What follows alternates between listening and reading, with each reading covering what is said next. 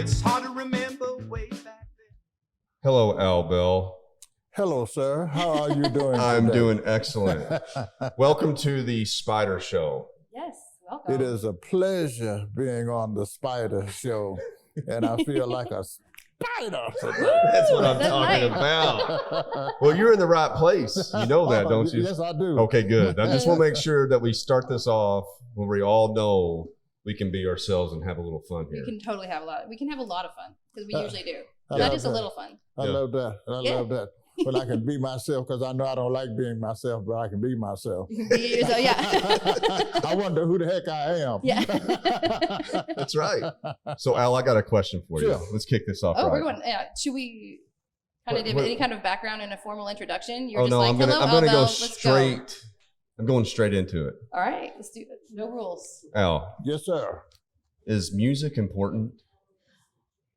I think that music is probably one of the most important sounds in the universe.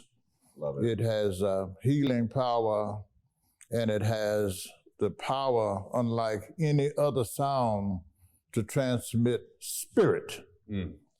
and emotions from human being to human being. And people can feel it without being consciously aware of it, and it affects them without them being consciously aware of it. Now, how much more power do you want than that? That's a lot of power. You know what I mean? Yeah. That's Like about they all say. there is. Yeah, I mean, what else? I mean, don't they know. say you dance before you walk Yes. and you sing before you talk. Yes, So it's yes, obviously yes, the most yes, important yes, thing. yes. You know, I tell people that if you take music out of our lives, we cease to exist as a human race because we are music. We're born of music. We are, when we're in our mother's womb, in that womb, we're hearing the drum beat when we hear the heartbeat, and we're hearing the melodies as we hear the blood flowing through the arteries and the veins. So we are born music. We are music. Music, yeah. I mean, what else is there? Amazing. It's beautiful. And I'm serious about that. Yes, no, I believe it. I believe it. Yeah, that was one of the things that was when you have a baby, the first thing you're supposed to do is soothe them by putting them near your heart. Yes. The beat. Yes, yes, yes. What do you think that does, like subconsciously, intuitively to us as human beings that we're hearing that rhythm since before we were even brought into the world? Well, I can't deal with it from a medical or scientific sense, but I know that given the power of music, it influences everything about our being prior to being brought into the world. And whatever that influence is, that's the influence that we bring into the world in this body. Our thought processes, as they evolve over time, influences that thought process. Mhm. But music is us. Yeah. I mean, it's us. Yeah. It's us. It's everywhere. It's what we want to do. And I remember when I was in film school, and when I was at the university, they tell you like music is playing underneath everything that you do. So music, there might be maybe 25 seconds of like a 3-minute thing that doesn't have music underneath it. No question. And so, Music makes the scene. Mm-hmm. I mean, if I want to frighten you and that scene is about that, then I play music that makes you feel that way, and that makes that scene work. If that music isn't there to make you feel bad, feel good, get excited, and all that kind of good stuff, then the scene doesn't work. I mean, it has an effect, but it really doesn't work because the music creates the attitude, the feeling, and the emotions that you have to really appreciate the scene itself. Mm-hmm. Definitely. Powerful stuff, ain't it? It is so powerful. So how did you get into music? What you mean, how did I get into music? How did you get into music? You were born Well- that way. Sorry. Well, yeah, first of all, he was Other than born that. that way. Well, I came here with it in me, but I got into it professionally after I learned in senior high school the effect that music had on people. I went out to play football, and that didn't work because there were some guys that kept me on the bench. Yeah. I went out to play basketball, and that didn't work. because there were some guys that kept me on the bench. Right. And I'm not the bench type guy. So I ended up on the other end of the high school building at that point, hanging out with the girls. Right. And that put me in a position where, given my interactions with them and the courses that I focused on was biology, physics, and chemistry. So, far away from music, I grew to appreciate in time that there was no difference really between mathematics and music. I mean, mathematics is science and art, and music is art and science. And I learned to appreciate that as I studied physics and chemistry. And biology just added a lot more to it because I could be artistic, and I didn't know I had any artistry in me. But I love dissecting that frog, you know. But because I was good. You're good. I was. Yeah, you were. That was good. Now I'm telling you. But I started interacting with the girls because you know you ladies always, you know, generally speaking, whether we're consciously aware of it as men, you know, always kind of running things. That is right. I mean, don't tell my wife that though, because I mean I've got her fooled out. Well, it's the truth. That is true. Whether we like it or not, and that's why as men sometimes we have to, you know, puff up a little bit. You know what I mean? No, I don't. I know I do it every day, every night, every morning. You know, I'm just like, why didn't she pay attention to me? She lets as you much think as that you're in charge. she, you know, she knows. Yeah, that she's in charge. No, I don't think she even lets me think that. Like, I just believe it in myself for just a little bit. A little bit, and then it's enough to carry me on until the next time that I need to puff my chest up. You know, my best friends are females, but some of them, you know how to make you feel like you are it. When ain't no inside, you're just doing what they want you to do. Yeah. But to speak directly to your question, the girls decided that they wanted me to run for student council president my senior year in high school. In my junior year, I had been elected state president of the National Honor Society, which gave the impression that I had some sense and was a pretty smart guy. That's what they thought. And so they decided they wanted to run me for president of the student council. And I said, I don't know anything about that. They said, oh, yeah, you do. Alvertis, which is my full name, my full first name, Alvertis. Alvertis. Yeah, it's short for Al. I mean, Al is the short version, and I'm known professionally as that. And my last name is Isbell. Oh, really? Yeah. Oh, okay. So I use the first part of my first name, last part of my last name, Al Bell. Yeah. I like that. But they convinced me, I really didn't have a choice because they weren't going to leave me alone, to run for student council president. They put together my campaign, organized it, and we ran, and I was elected president of the student council. As a matter of fact, I had an excellent campaign position that I was taking that they told me I should take. In our school cafeteria, they didn't have salt on every table. So they decided that my campaign issue should be that if you elect me president of the student council, I'm going to make sure there's salt on every table in the cafeteria. Did you do that? I did that. Good job. All right, there you go. That's awesome. Living up to the campaign promises. I had the audacity to do it, number one. And number two, those girls were not going to leave me alone. No, they wouldn't. No. You were doing what they wanted you to do. Exactly. Fortunately, after I was elected, I said, okay, I got to go to the principal now and see if I can live up to that campaign promise. And the principal at that time, Elza H. Hunter, I never shall forget it, when I went to him and asked him if he would consider putting salt on every table in the cafeteria. He said, you know, young man, you did an excellent job of running that campaign. Well, I didn't tell him it wasn't me. You did an excellent job. And I'm going to put salt on every table in the cafeteria. And he did it. That's amazing. Yeah, he did it. It made me feel proud. And I was, Here you go. Sound effect. I felt great going back to my constituents. Yeah. and say, we did it.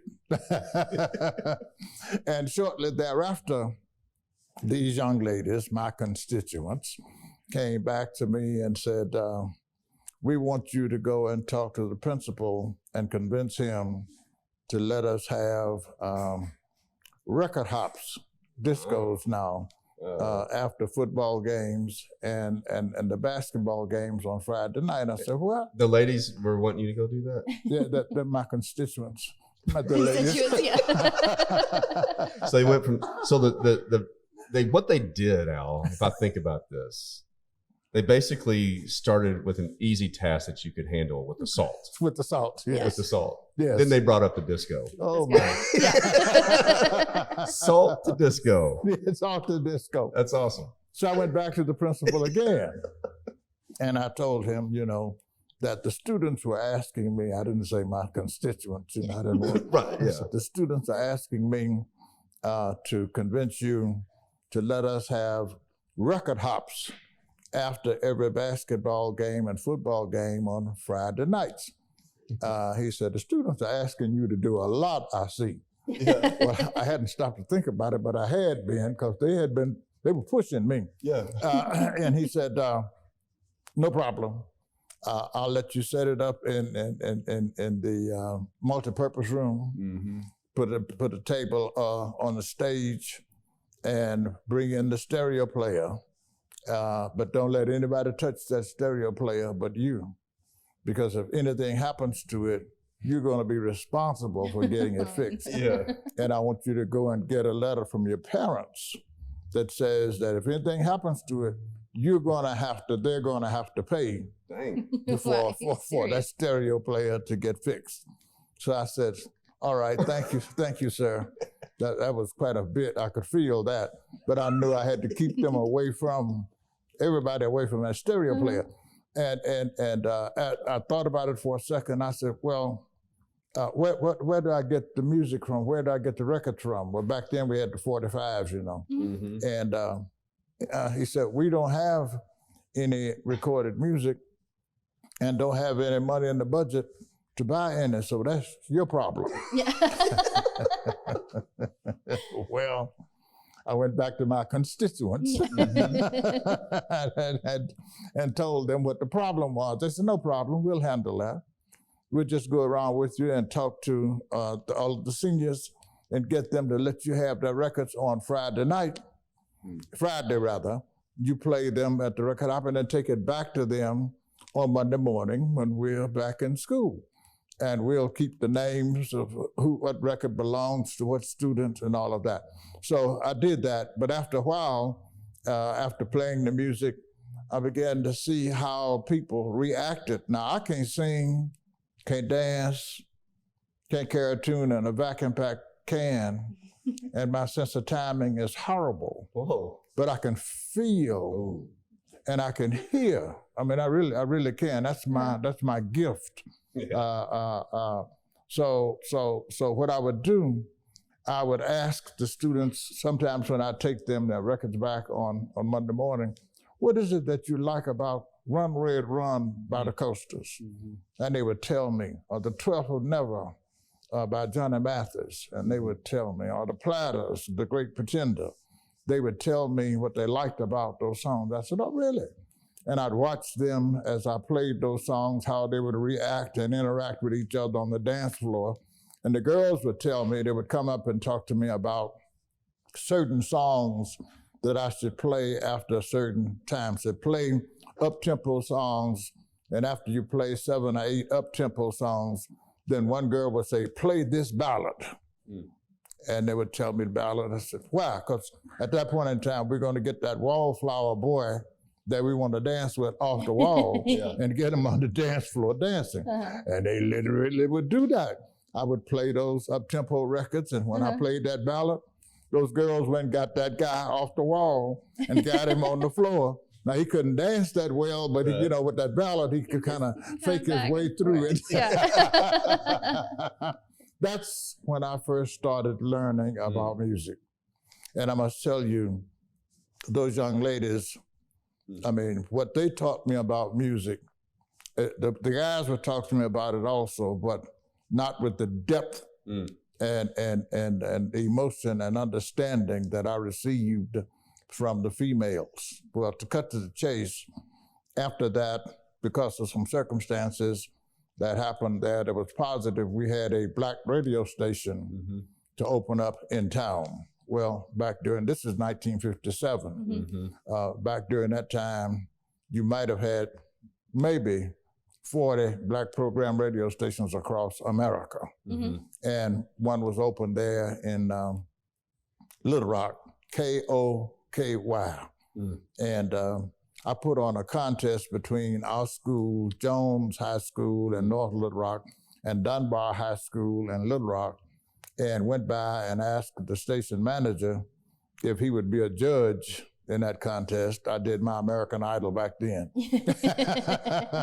and asked the leading jock on the station, because I figured if he was a judge, he'd promote it.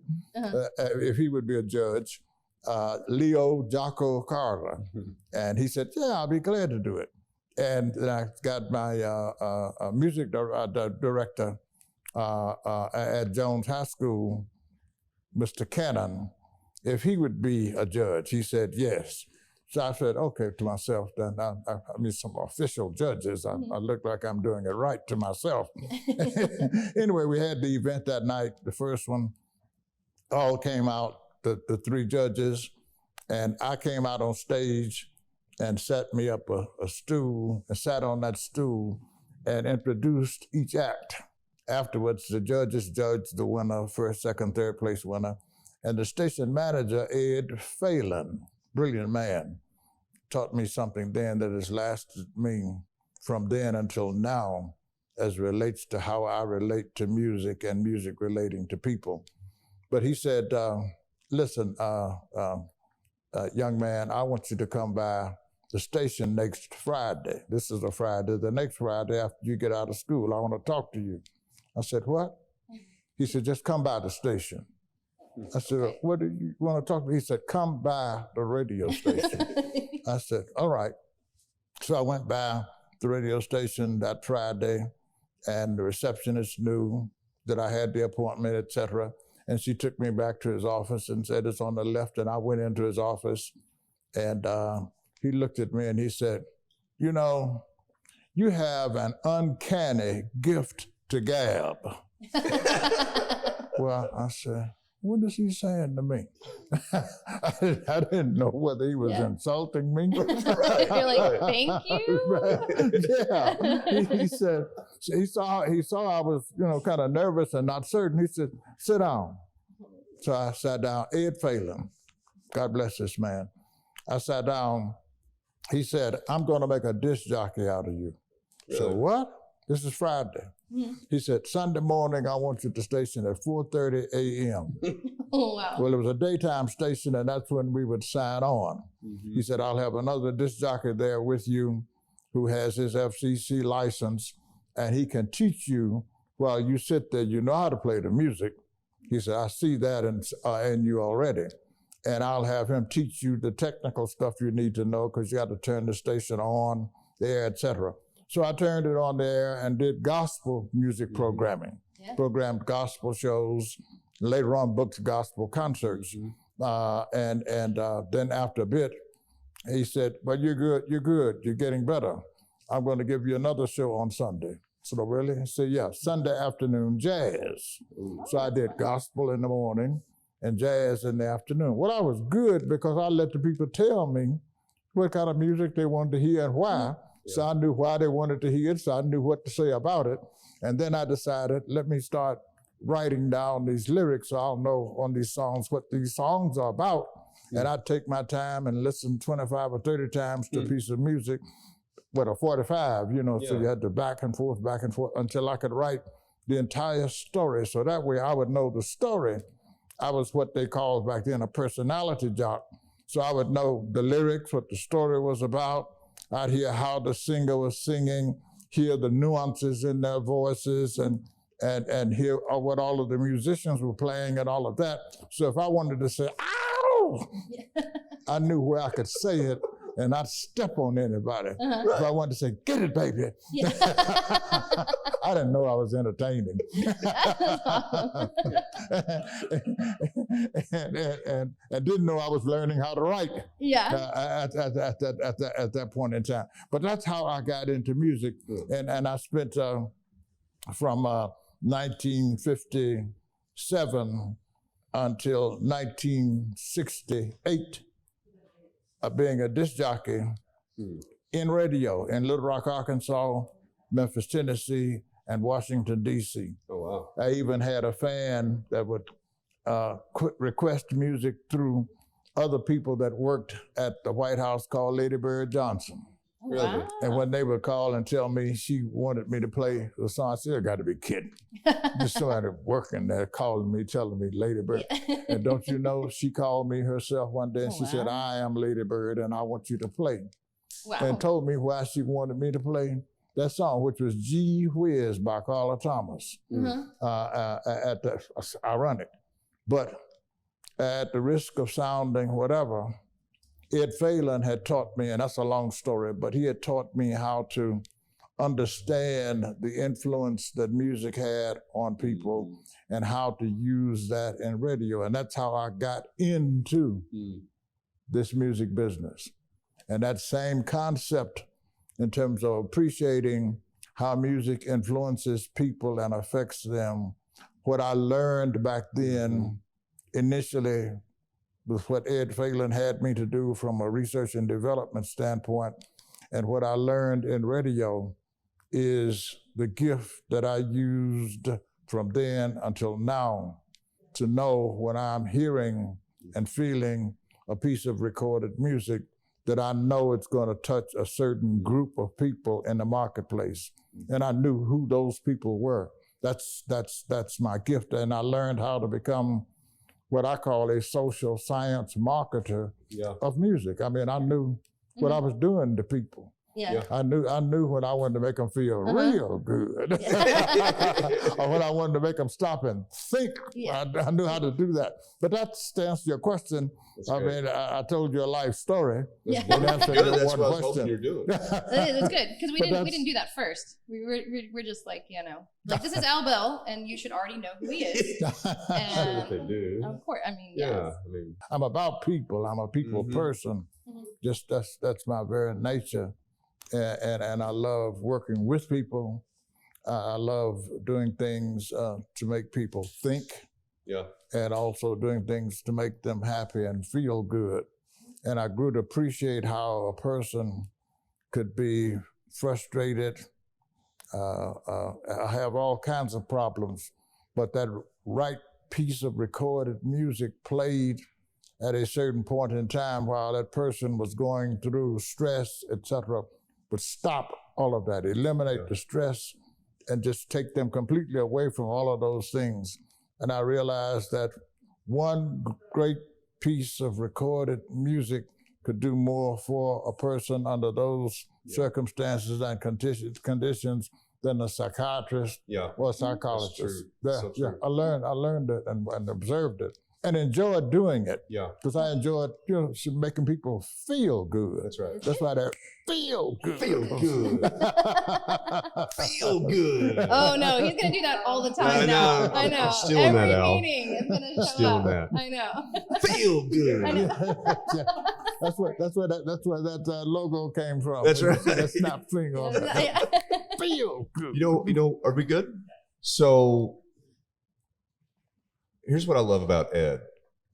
I love the fact that he probably was maybe 2 hours when he first saw you, in the way that you were, using the music and you had the gift of gab. Yes. But the fact that he saw that in you in that short time, and then he took the time to bring you in, sit you down, and let you know what you had going on. And the cool thing is that I think that you're doing that for other people nowadays.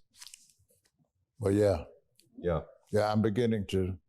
I have felt that way, but I candidly admit to you that I know I'm doing that to people today, and I'm thankful that I'm able to do that. Yeah, I really have seen its impact and its effect in since 2017, when actually December of 2016, when I started coming into Bentonville, Arkansas, to see if a global music industry for the 21st century could be established here in Bentonville, Arkansas. And I saw and one that would kind of have the impact that would affect the whole of Northwest Arkansas, the state of Arkansas, America, and ultimately the world. But that all goes back to what Ed Phelan taught me back then. And and I think it's important to point this out.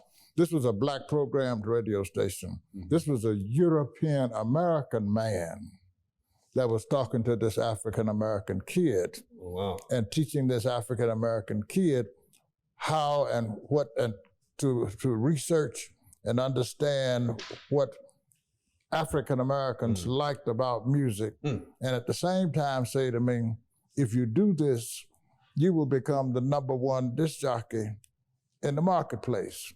He said, do you know why? And I said, well, no, sir, I don't. He said, because white people like the same music that colored people like. That's why. He says, so you'll have, because of the population, you'll have more whites listening to you in numbers than blacks. And you'll become well, we weren't blacks then, we were colored. Right. Yeah. so you'll have the whites listening to you, and you'll become the #1 disc jockey in town. And that was the case. I was #1 in Little Rock, #1 in Memphis, and #1 in Washington, D.C. But that man told me that he was that brilliant. He knew just that much about people and music. Yeah. And I grew to appreciate not all that he knew, God knows, but enough of what he knew and what he taught me and what I experienced as a result of doing the research that he caused me to do, to be able to do what I did in building Stax Records and being successful overall in the recorded music industry and in entertainment. He knew people so well. He knew a lot about you that you didn't even know. Right. He really did. Yeah. Some of it I don't think I know today. Probably not. I mean, really, you probably still, you're still on that journey, right? Yes, I am. But I think that you can do the same for other folks. Like, I mean, you can probably, like, we just listened to that intro song, you know, with my buddy that I was talking about, and immediately you heard something and you knew something about that artist that he probably doesn't even know, that he's just doing subconsciously through his music. Right. And you knew how that connection that he has is going to be connecting with other people. Yes, I did. And I felt it. Yeah. That's my did. gift. Yeah, that's why. Let's check him out. Something different here. This is not the norm. Right. Right. That's right. And you mentioned too, whenever we first heard that, you're talking about the first 4 bars. Is that what you said? Yes. So what did you mean by that? Well, see, you know, you got to get people's attention. Yeah. To keep them. And back then, our music was 2 minutes and 30 seconds or 3 minutes until I got it up to 18 minutes with Isaac Hayes on Hot Butter Soul. Oh, awesome. By the time I get to Phoenix. But if you capture their attention in that first 4 bars, you can hold them long enough for them to hear the rest of the story. And it takes them time even to understand the story, because you listen to a record, you probably have a favorite record or song that you like and don't know all of the lyrics now. No, that's true. Yeah, that's you so ain't know the title and make up your own story. Yeah. But if I catch you in the beginning and hold your attention, I'll hold your attention until I get you to the hook line or the title line, and you have no problem saying, my girl, my girl, I've been loving you too long to stop now. That's right. That's right. I can hold you if I get you in those first 4 bars. Right. Yeah. And that was the key. That was the key. So what do you see in, I'm sorry, Brooke, I get really selfish. I just jump in. And I feel like that this is my show and it's it has nothing to do with you. It's not at all. I would say it's our show, but that sounds weird too. But that's true. It does. Yeah, that's weird. I almost signed an email, Brooke and Eric, the other day. Oh no, don't do that. It looked like a card, like you would do, like some couple would do, and I just deleted the Eric, and I was just like, he can send his own emails. Like, I'm not here to send your emails for you. So at least I do things in front of your face, but you're behind me. You're in the background, stabbing me in the back through emails, taking my name off. I am totally taking your name off it. It was coming from me. It was my email. I'm telling you, man. Hey, speaking of your wife. Speaking of women, Speaking beautiful women. Come on in, sweetheart. Of your wife. This is my wife, Al. So, Al, this is Tara. Tara. This is Al Bell. Just saw the smile. Yes. Yeah, we did at the. I'm sorry, babe. I mean, you see that? Yeah. She got me writing a check. Yeah, we met at. We were at in Bentonville actually at that show. The House of Songs. Yeah, the House of Songs, right? I just texted him while he told me you met me at the House of Songs. That's right. Yeah, we met y'all there that night. Yes. That's right. I remember. I know. I'm sorry, babe. I forgot that, but you clearly remembered. Okay, sorry. You're lucky. You got. I mean, not lucky. I mean, a beautiful spirit, but a beautiful lady. That's right. Yeah, absolutely. I agree. Yeah. I agree. To keep up with. No, baby, that's not true. That's not true. I'm pretty chill.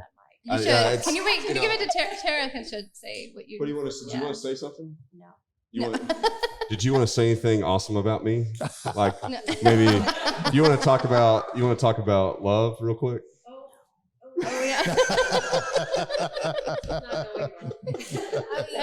I just came here to get our kid, and that's it. Okay, I got you. So Al, one thing you'll appreciate is that sometimes at night when I don't feel all the love from my wife, This could get weird. This might get a little awkward. But Al's gonna appreciate. I'm taking advantage of the time with Al. So sometimes when I don't feel all the love coming from Tara, I'll go out in the garage and I'll play a little music on her, babe. Have you ever seen that happen? I mean, you will, but Say something about that, baby. you introduced in a real awkward way.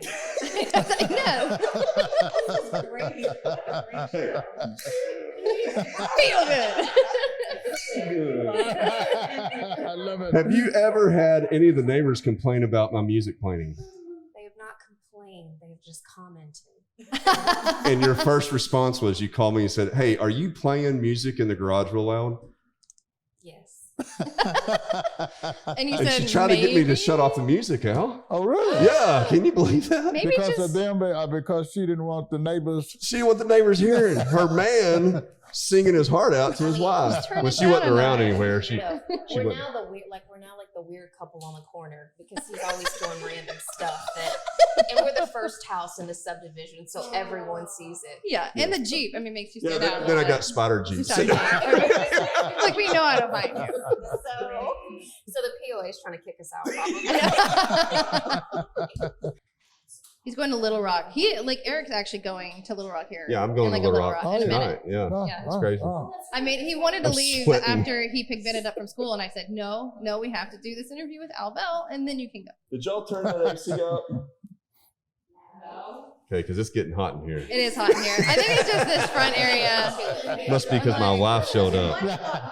She makes me Oh, here comes uncomfortable. Bennett. No, he's just really getting into it. It's not us. That's what happens.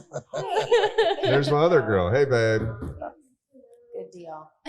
That's good. Hey, this girl right here, Al, she's a drummer. Oh, really? Bennett, yeah. Are you good? That's his I guess I'm good, yeah.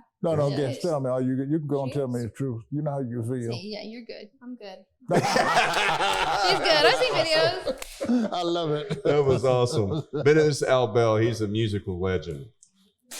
Oh no! Oh, baby, did you break your donuts? What was it? Is it from the bakery? No, the best it's good, bakery? it's good, it's good. That's good. Okay. Okay, good.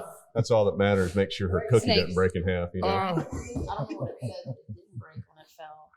I feel like that's a bad thing. Okay. Love you. Thanks, Drive babe. safe. Bye, Dad. See you, sweetheart. I love you. Nice life. Good luck in your soccer tournament, babe. Bye, Tara. See y'all. Oh, that's precious. Isn't it? Oh, that's precious. That's precious. It is precious. Yeah. You know, actually, I was there when you proposed. yeah. What? So when I proposed to Tara, I sang a song. You did. I have a video. Yeah, and then she took on the YouTube. video of it. It made her It did. cry. It Really? did. Yeah. And he was wearing that mic right there that you have, the lapel mic. Yeah. And when he went up and he proposed, and then they hugged, and then she just ugly cried just right into the mic.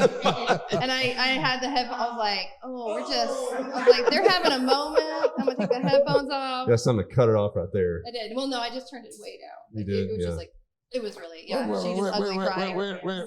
wait a minute. What's up? Your daughter's a drummer. Mm-hmm. Your wife accepted your proposal with you singing to her. Are you a musician? Yeah. Yeah, you are. You a singer? Yeah. I like singing. Oh, really? I do. You think you're pretty good? I'm all right. Yes, he does think he's very When good. I'm on, when, I know. If he's out Like, no, out you're in just the being garage singing modest, at right? night, this dude here. There you go. Yeah. You give do me, it. hey, you know what I do love? What? Microphones. I love microphones. That's why we have Really? like 7. I mean, this is my. I mean, I'm like my face is all up Yeah, in yeah. it. You know. This is why we don't share microphones. Well, it's, This one's mine. this 'cause is I my don't have- microphone. And that because it has your I mouth bought on it. This. I I know. bought this. I know. This is my We don't. microphone. Yeah, we don't share. Yeah, I want to hear you sing, man. I want to hear you sing. We got to sit down. Yeah. Okay.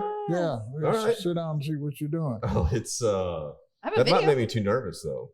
No, it won't make you nervous. Okay, cool. It's No, okay. no. We just won't tell him you're coming. And you can just start, Well, I you can can just just- start singing. Yeah, All right, sounds good. yeah, where you can help us increase the momentum here in Northwest Arkansas and Yeah. Bentonville. Can So- we talk about that? yeah, Let's I'd talk love about that. to. About Bentonville. I read the article in the Democrat Gazette that said that you feel like this Northwest Arkansas has the potential to be, it has that Memphis sound, or it has that sound and the potential to be, a really big musical hub. Yes. So Good, Mike. let's repeat what you Okay. tried saying. Yes. Why do you think Northwest Arkansas could be a potential musical hub? We Well, didn't say That it. was awesome. That was a good I one. know. That was a good one. All right. yes. It already is. It just hadn't been exposed. Oh, there we go. Mm. And that's a part of our job. And we've joined in, Al Bell Presents has joined in with the leadership in this community that's moving in that direction as leaders with them. But the talent is here. Mm. First of all, not only is the talent here, but the attitude is here. What I found out when we came in to do our own self-funded feasibility study to see if we could build a 21st century global music industry. I came here because of my nephew, who said, I think you need to go and look in Bentonville. Well, he attended University of Arkansas, played with Wu Pig Sui, the Hogs, and knew everybody and their brothers and mothers and sisters and fathers It's here. easy to do here. Yeah. So he thought the opportunity was there for many reasons, which he didn't share with me at that time. But he said, I think that you can do what you want to do there, that you can, which is what I'm obsessed with. Mhm. And that's writing and leaving my legacy, not of the past, but of the future. And I see the opportunity here. I saw it with the business people. I saw it with the writers. When I saw Troy Campbell move in, and that's maybe a couple of weeks or so after we had started investigating to see what was going on. I went by and met Neil at Haxton Road, and listened to his thought processes and his vision of what could be done here. Quite so profound and so analytical until I really have been looking at Bentonville and Northwest Arkansas through his eyes. I didn't know at that time he had the experience that he had. I knew that he had built a phenomenal studio there at Haxton Road, which shocked me, because if you had told me that there was a Haxton Road in Bentonville, Arkansas, I would have said, you got to be kidding me. And when I saw it and went through it, they aren't building studios like that in New York or Los Angeles or Nashville now. But Neil was doing that here because he was motivated and inspired. Well, he's a musician.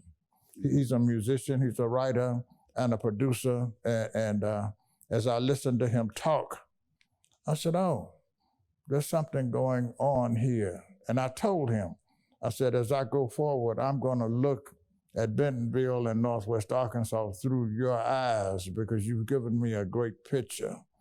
But when I say a great picture, he gave me the full 360 degrees as it relates to the writers, which is what its business is about first. It's about great songwriters. Because, you know, you can be the greatest singer in the world or the greatest musician in the world, but without that right song to sing or play that you can live and emote through authentically, you're just another great singer and another great musician that takes that right song. Well, the songwriters are here. Neil pointed that out to me, and I started meeting songwriters and started hearing singers. Troy came in from Austin, Texas, with House of Songs, Ozark. He's established House of Song, Ozark. Well, I mean, that really inspired me and accelerated my thought processes when I found out that he was established already, I think in about 13 different countries, 13 or 14 different countries, where he was bringing writers and singers from those countries. That was his plan at the time he was just starting, into Bentonville so that they could write coming from their culture. They could come into Bentonville and Northwest Arkansas and write with writers and singers here, which would broaden and enhance their ability and cause them to want to explore other things that they hadn't talked about before because of the influence that they had coming from their culture and them getting the culture that was coming from us as American citizens, that it would enhance the potential for the continued existence of songwriters because of high technology and what you can do with this technology now. The songwriters literally were being kicked under the bus. What do you mean? What is the technology? Well, the technology is, I don't know, Greg can tell you the name of this equipment here. I don't keep up with that stuff. So the auto-tune? No, that one that can change, you know. Yeah, Yeah, you know. Well, you can sit down and, you know, sing out of key. And it tests you and it puts you in the right key. Yeah. Really? Yes. No, everyone's a good singer. You're like, Crazy. you're all about this. Oh, dude, yeah. Yeah. Wow. So sing. I like the raw stuff. Yeah, I do Yeah. too. I call it authenticity, authentic. right. And that's right. what we did at Stax. Yeah. If it wasn't authentic, and we didn't digressing, but we didn't write arrangements and tell the singer, you got to sing this song and in this box, this way. What we did was we found that songwriter and had a staff of writers that would write, let me use the term, tailor-made for that specific artist, because they would study that artist and travel on the road to see them perform and capture nuances and things that the singer wasn't aware of consciously themselves, and write songs for them. And as the singer would come into the studio to record, we had a studio band called Booker T and the MGs. By the way, that MGs meant the mixed group. Back when racism and segregation permeated America, we had these two black guys and these two white guys playing this funky, authentic soul music. That's awesome. That's awesome. And I got to tell you, when I first saw the four of them playing, that blew me away. Really? You got to be kidding me. And in here under the same roof. But but the idea was to allow that artist to come in and sing that song in a manner where they could live it and feel it, authenticity, where they could live it and feel it. And the musicians would play along with them. All they would have would be the chords. They wouldn't have arrangements, just the chords. So they knew the chords, and they would play and be inspired to play what they were playing based on how that artist sang the song. So they'd end up having an arrangement that was wrapped around or designed to enhance or embellish upon how that artist sang the song, which is why you could hear Booker T and the MGs play behind Otis Redding, Mm-hmm. and they sounded like Otis Redding. Mhm. You heard Booker T and the MGs play behind Rufus Thomas, and they sounded like Rufus Thomas. Mhm. You hear them behind Carla Thomas, and they sounded like Carla Thomas. You hear them behind the Staple Singers, and they sounded like the Staple Singers. You hear them behind Isaac Hayes, they sounded like Isaac Hayes. Authenticity. And that's what caused me to appreciate, even though our industry had not been marketing it in this manner and even today, and bringing it to people's attention, but it's an art form. Mm-hmm. And that's where that rare art form is born, when you have those kind of live musicians and live writers and live singers in the studio working together. And because of the technology that we have today, is why I say the songwriter got kicked under the bus, because a guy could sit and start playing on some piece of technology, and without there being any other musicians in the studio, I mean, they sit and play all the musical instruments and then sit and write the song, and in many instances sing it. So it would all be that one person using this new technology to do that, and you then lost the authenticity, if you will, of the art form. You lost the interaction of those human beings emoting and playing and feeling what they were playing in their musical instruments, as it related to how the singer was singing and feeling it, and how they were feeling each other. Man, that's rare art. That's called music. That's called it. Thank you. Thank you. You're welcome. Thank you. You listen to stuff like my daughters, will listen Right, to. right. I'm just like, and they're all that, they're dancing and stuff. I'm like, what does any of this mean? Yes. There's no soul. It's soulless. Yes. It's soulless. Can I ask you the goofiest question you probably ever been asked in your life? Oh no, Yeah. here it comes. What is a songwriter, and what do they do? The songwriter, one, tells a story and reduces it to writing that they see, live, or inspired to write. The song, generally speaking, not always, but the majority of them, the stories in the songs reflect what goes on in our lives, our lifestyles, our living, and our culture overall. I mean, when you hear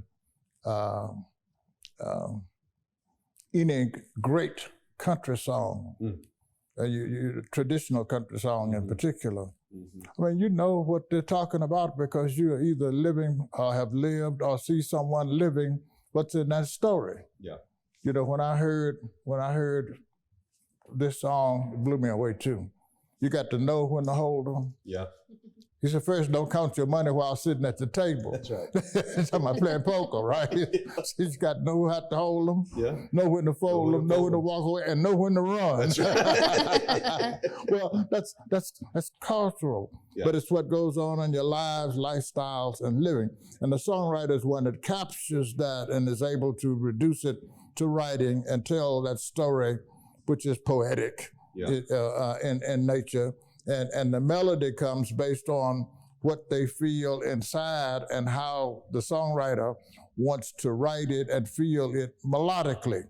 And you'll hear a rare singer take that same melody and twist it a little bit by moving this note around, and there comes the authenticity, there comes the rarity that's different from the norm, same song. But that artist is living that They song. want to make it theirs. They make it, and it becomes theirs. It becomes theirs.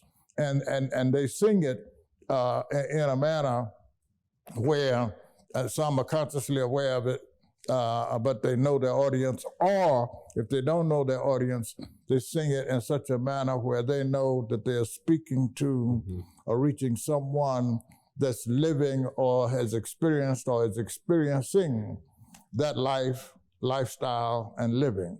So Now, that's my way of explaining what so a the songwriter songwriter is the one writing the lyrics Yes, from the heart, yes, and then they're creating the melody of that song. right.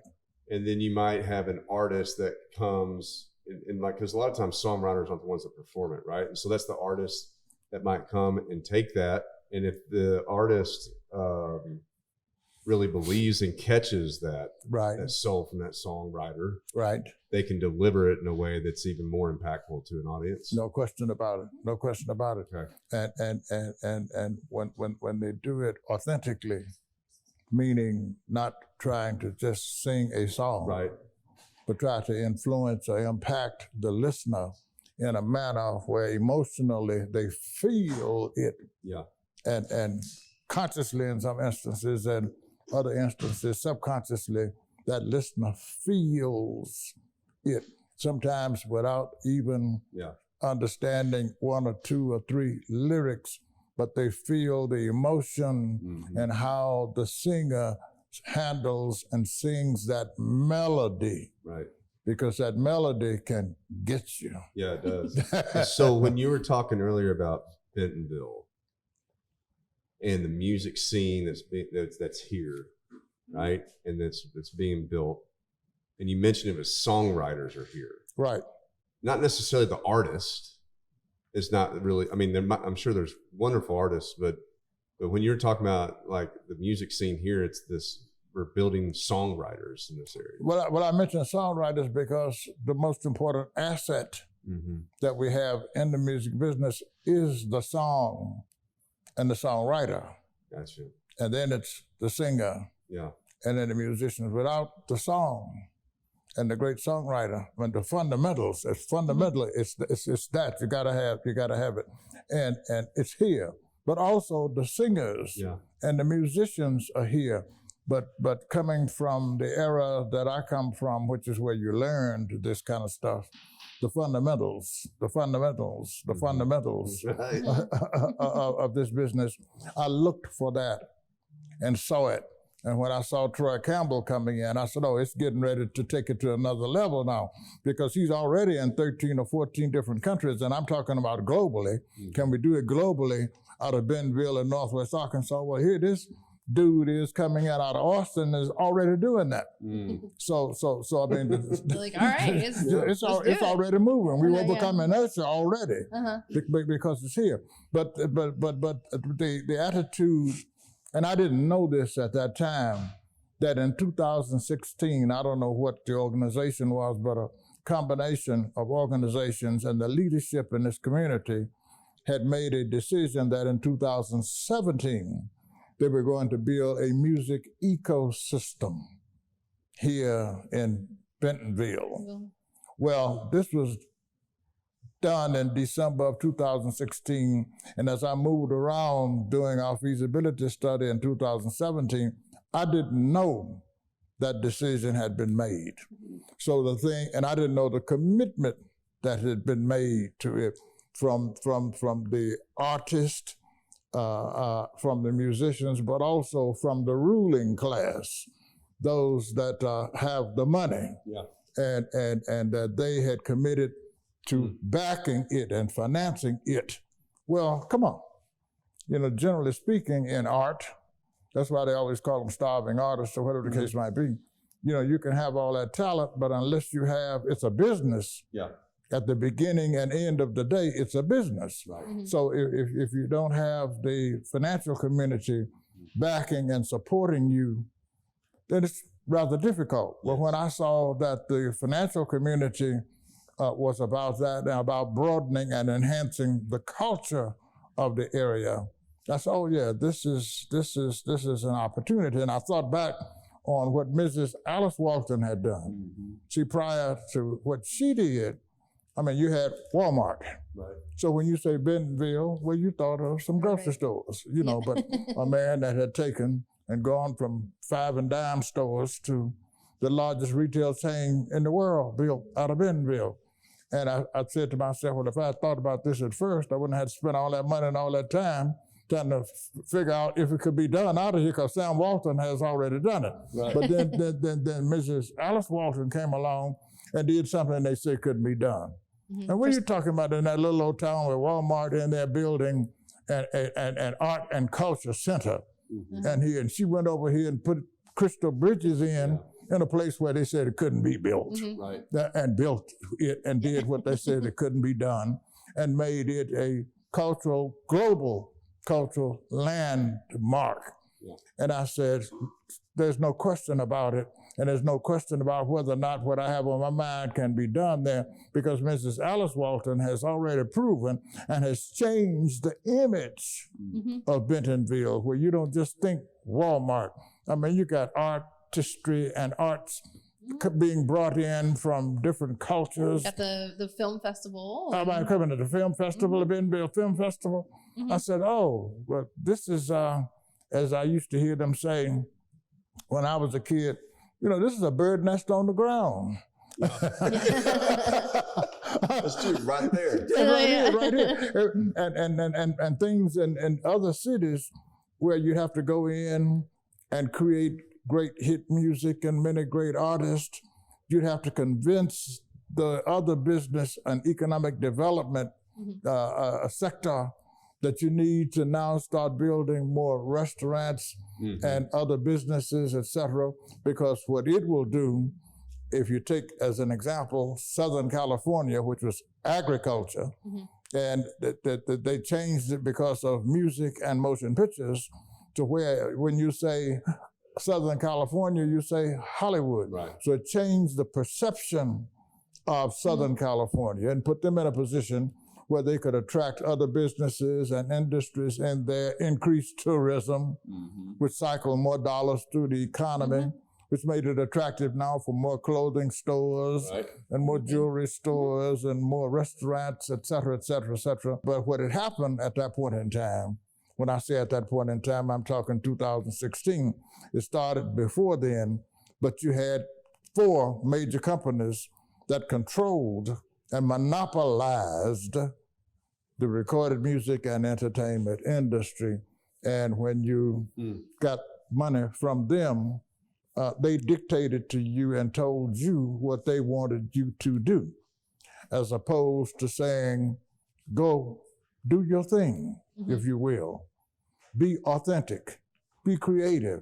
They just said, go build it. We want to build a music ecosystem. And as time went along during 2017, I saw people beginning to understand what a music ecosystem was about. I saw Bike Rack Brewery. Yep. You know what I'm saying? I saw, oh, they're getting it. They're getting it. They're getting it. I mean, and these guys said even in a documentary where they were saying, you know, we want to get behind and support the artist, because what it does for us, it helps us popularize our brand. Right. Yeah, we're helping them, but it's helping us also. I said, oh, they're getting it. And as I would talk to other people around town and in this area, I saw the same thing. But the first and most important thing, and I really want to emphasize that, was attitude and people willing to work together for the benefit of all. I said, this is heaven on earth. Bentonville and Northwest Arkansas, here I come. All right. That's awesome. What exciting. Now it makes complete sense to me. I know. That's really awesome. Yeah. Yeah. Thank you for explaining I that. know. And Thank when are you going to move up here? Well, we're up here now. We just don't have a house up here. So I had to make a business decision. I can't do all this other stuff, but I'm a businessman. Well, but to move takes time. You got to stop now. Now here I am in high gear, coming in and out of here every week, involved and interacting with everybody, and trying to excite and motivate people that need a little bit more motivation. That's right. Yeah. And a little bit more inspiration. Sure. And had the audacity to say, I know that I know that I know, and would tell them that and set out to try to prove it. Well, I couldn't stop and move. I mean, it's not like doing that overnight. I mean, I didn't just, you know, build a house and start living in it yesterday. It takes time to do that. I didn't have time to stop. Haven't been able to stop from then until now, and this 2019. Right. But people say, well, you haven't moved here yet. I said, I have. It's just that the house where I go and visit The sleeping night is not here yet, and I'll get there in a minute. But in the meantime, let me get this job going. Let me get this to rolling here. Let's get to work. Yeah, because people are getting excited, and I'm feeling it. I'm saying, no. Don't stop now, Al. push the pedal to the metal. That's right. Great. So what brings you to town this weekend? Oh my God. The Roots, Fayetteville Roots Festival. Yeah. Awesome. Yeah. Awesome. This is my third year attending and being involved. The first year, 3 years ago, I sat and saw the talent that this brilliant man and his wife and others working with him were bringing in here. And I said, they're looking for authenticity. Yeah. What the rest of the industry is about, they're not about that. And their commitment, not theoretical thought processes, and their commitment to it. Saw that 3 years ago, the first show, and I was out to the Crystal Bridges. They had an event out there and attended the other events. And then the next year, they messed around and just knocked me off a positive cliff because they brought in Mavis Staples of the Staple Singers and also Booker T of Booker T and the MGs.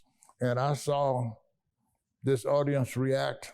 There were other artists in, but I'm just saying I saw the audience react and respond to those artists and how much they were entertained. Even had some people come up and say, are those the type of artists you all talking about bringing in here? We said, yeah. They must say, hurry up.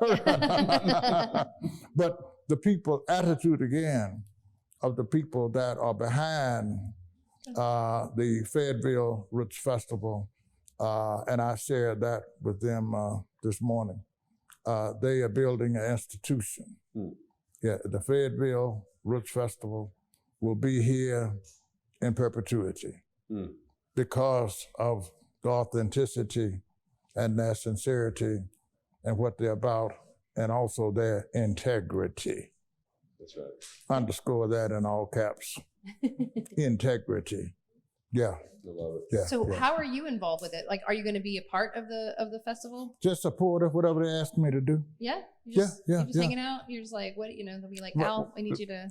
Yeah, that's exactly. Yeah. We need you to go talk to these people.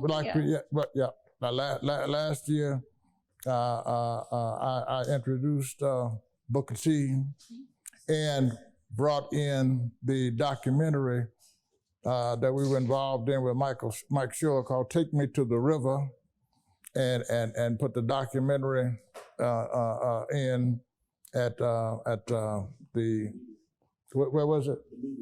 The media. The media. Yeah, the media. No, not that year. It was at the no, we brought that in. That was the second time. The first time. What was that? The Roots Festival? Roots Festival at the library. They do. The Fayetteville Library. Yeah. And of course, this year we're doing, in addition to being involved in everything under the sun, that they ask us to be involved in, whether they ask us or not, in what's going on during the Roots Festival. We have coming in support of it.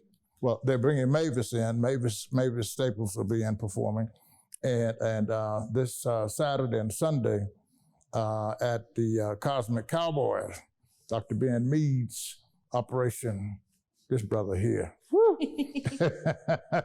What can I say about him? We're bringing in two people from the Soulsville Foundation, which under its umbrella is the Stax Museum of American Soul Music, the Stax Music Academy, and the Soulsville Charter School. We're bringing them in, asking them to come in. This is the 50th anniversary of Hot Buttered Soul, the album that I produced on Isaac Hayes that transformed this industry and disrupted it. But that's Eric's favorite disruption thing. And transformation, man. Yeah, Eric's favorite thing Can't is get better than that. disruption. yes. So we will this Saturday night, I'm sorry, it's a Saturday day from noon until 2 o'clock. We'll be doing, with it being narrated by two people from the Stax Museum of American Soul Music. They'll be interviewing me, and we'll be talking about the why, what for, how it came about, et cetera, and playing it there at the Cosmic Cowboy. So we'll be doing that this year and getting ready for next year. I mean, I love what they're doing. Yeah, it's I good mean, stuff. man, Right, that's going to be, of the festivals that have become the institutions, put Fayetteville Roots right at the top. Perfect. Because that's what you're going to have here in Fayetteville, Arkansas, for Northwest Arkansas, and for America and the world. I agree. Yeah, Good yeah, stuff. man. Yes, Good yes, stuff. yes. I'm proud of that. So before we look, I can always tell always when do Brooke this. wants to end. Hold up, Brooke. I got two things. Okay. All right, I'm gonna see if I can blow Al's mind here. This is once in a lifetime opportunity. Number one. So when you explain songwriter, which I've never understood before, right? I mean, I'm just I'm a listener. I'm not Right, not in the music scene that much, other than I know that I love it, right. right? But when I hear songwriter, like in thinking about writing the song and creating a melody that tells a story, if that intuitively to me makes me excited and found, Mm-hmm. I mean, that's a good thing, right? Yes. Okay. What do you have to do to be qualified to be a songwriter? You just write the song? Just start writing. Well, part of it is a gift. Okay. Part of it is a gift. It's in you. Now, whether you develop and refine it is different. That takes work. That takes studying. Mm-hmm. Like any other skills that you have, any other gift that you have to work at becoming great. Love it. There was an expression that I lived, that I was taught, because I would hear it every day in a segregated high school during my senior year. As I would pass by a certain class, I would hear them say, good, better, best. I shall never rest until my good is better and my better is the best. And I employ that, and I say, as it relates to songwriting or anything else, if you have that attitude and you work hard at becoming the best, you'll become that. And it's that way with writing songs. One other little point I want to make that I shared with my writers at Stax. I learned this in writing down, while a disc jockey, writing down the stories in the songs. And eventually I grew to appreciate that the first verse was cause, the second verse was effect, and the third verse was solution. Cause, effect, solution. Yeah. I ain't never found a girl to love me like you do. I remember a lady was. That's so good, man. That's worth about $2 million. I know, yeah. You know what? You just said our next Monday morning meeting. I know that's what I can see it now. You're gonna stand up in front of the team and talk about. I'm just gonna play good, out. better, best. So I wish, it's almost worth ending it on that note. But it is. But hold on, I'm gonna try something. All right. I'm gonna try to articulate your future legacy. My future legacy? I'm gonna try it. Is that? Can I take a stab at that? Please. I want to hear it and feel it. All right. You are here to motivate people to continue authentic music with integrity. Yes. Just like Ed taught you. Oh. You don't want it to disappear. No, I don't. No, I don't. I don't. We can't lose Can't it. do it. Can't lose it. And I think that the universal laws that govern the universe would have an adverse effect on me. Mm-hmm. Since I know what I know, You know. if I didn't do that, to whom much is given, much is required. If you hear me. Oh, I hear you. Okay. End this puppy with that. All right, here we go. We're Don't gonna say say anything else, Brooke. Just end no. it. I'm not even gonna talk. Yeah, thank you Thank for you. being here. Can I say that? Yes, turn that up. We got to end this with music. Here it is.